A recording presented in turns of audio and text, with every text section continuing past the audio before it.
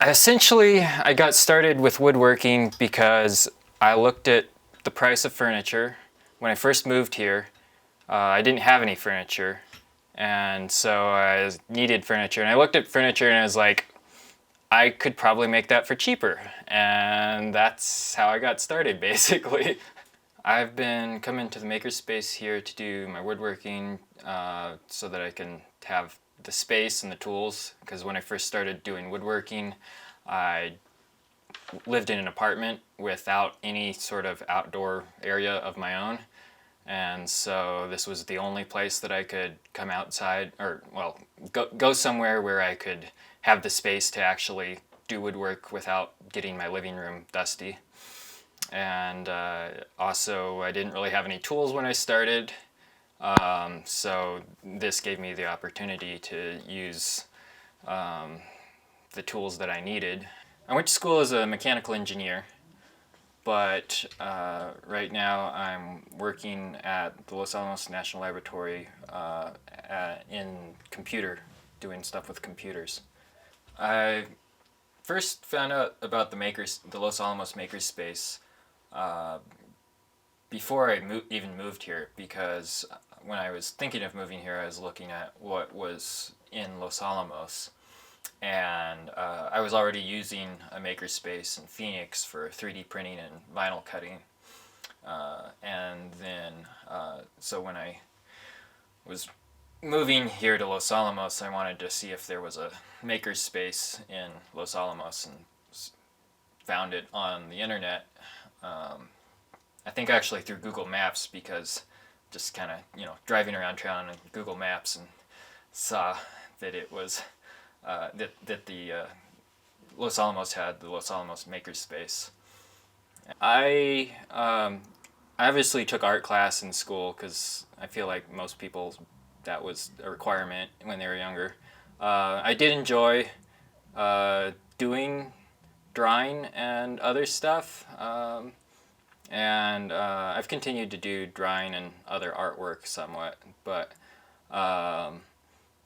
as for woodworking or anything in that vein before, not really anything.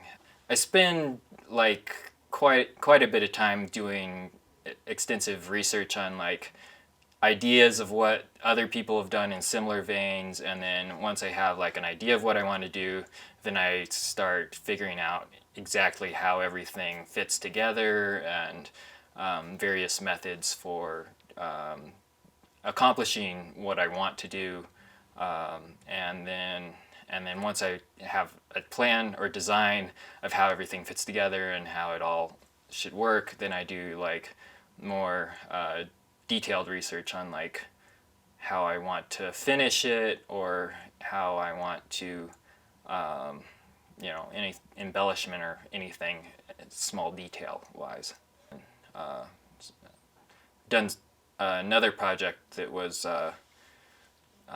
cutting board, which I still haven't quite finished, but it's that was maple, because maple is really good for cutting boards because it's antiseptic or antibacterial, and then I contrasted that some with a little bit of mahogany just for looks. And then right now I'm working on making a loft bed out of pine, and the pine is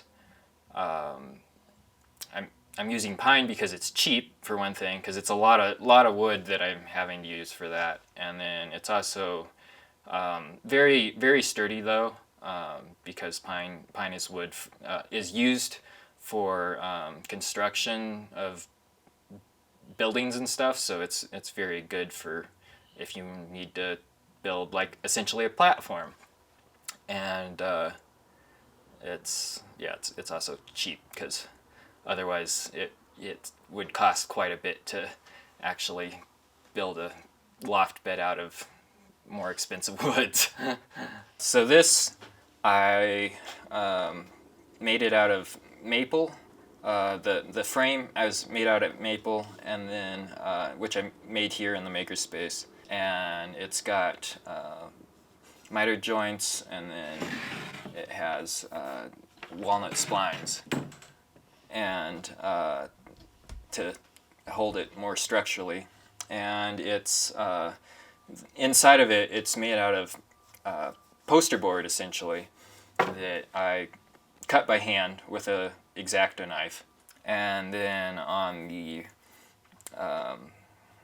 lights on the inside are LED strips that are around the edge of the frame, and I soldered the LED strips up here in the Los Alamos makerspace, and then also there's plexiglass right here to kind of, you know, protect it and give it a finished look, which I cut to size.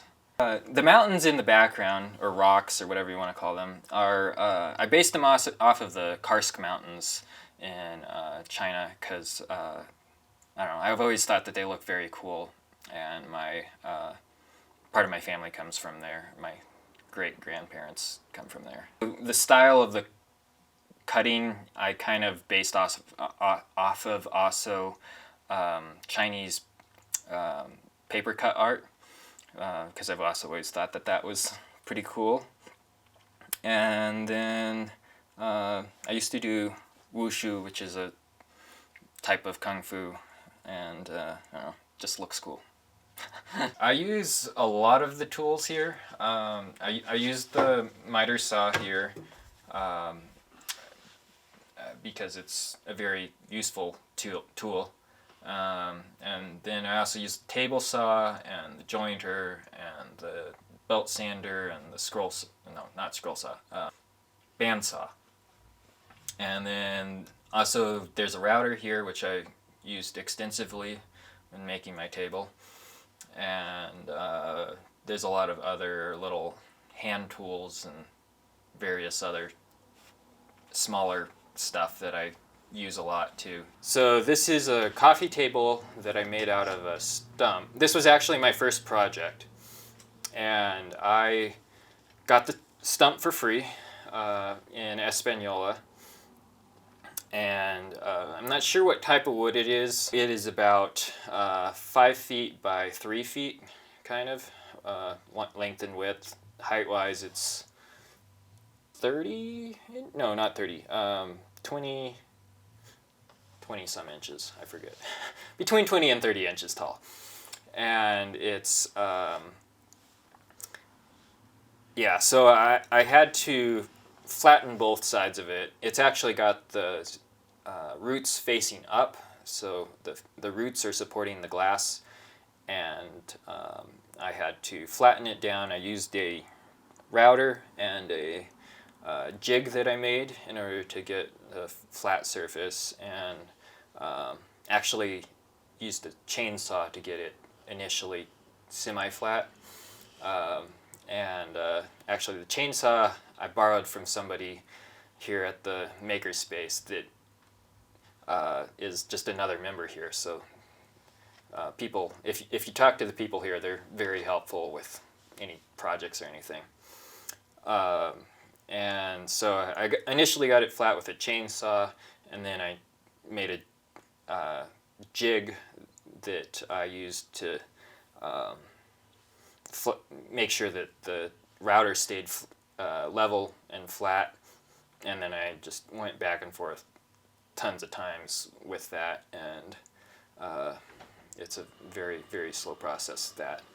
So this is the jig that I made for making the coffee table, and I used it with scrap wood here at the makerspace that just you can have for free because it's scrap wood here. So when I was using it with the table, it actually had, these were full-length legs, and so it was kind of like a table without a top on it almost.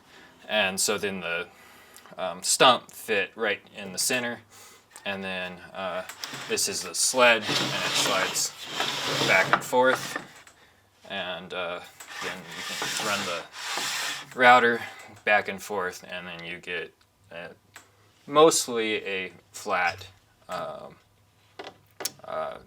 flat surface because this keeps it all level. You have to make sure that it's level when you set it up, but this keeps it level, and then you get kind of a smooth sliding there, and then the back and forth. But it's a very, very slow process. It's really a really cool piece, and everybody that comes into my house is like comments on it within a few minutes of coming in.